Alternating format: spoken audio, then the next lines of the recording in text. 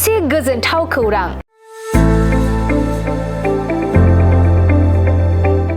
नोंथाङा गाव गावनि फिसाफोरखौ गुन गोनां सोलोंथाइ होनो गोसो दं नामा?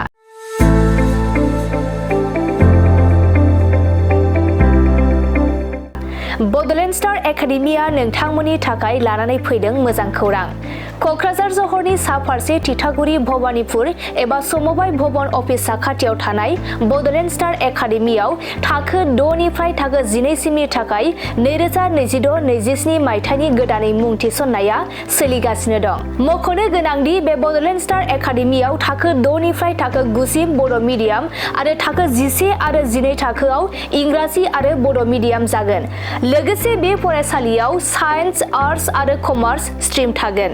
बे फरायसालियाव हौवासा आरो हिनजावसाफोरनि आलादा आलादायै थाग्रा हस्टेलनि खाबुबो दं।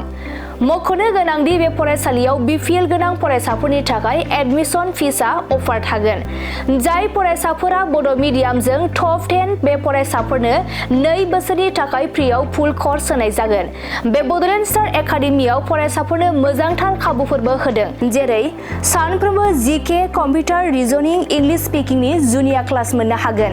मोनफ्रोमबो दानाव मक टेस्ट मोननो हागोन। मोनफ्रोमबो सनिबाराव उफ्रा मावफारिनि फोरोंथायनि खाबु होनाय जागोन। सानफ्रोमबो फ्रियाव जेईई आरो नीटनि फोरोंथाय होनाय जागोन।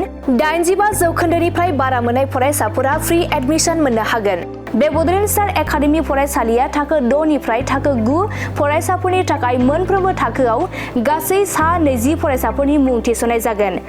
आबुङै मोनथिनो थाखाय गाहायाव होनाय जानबुं नम्बर 7638008149 6000349997 6003494371 आरो 7896667636 नम्बराव खौरां लानो हागोन।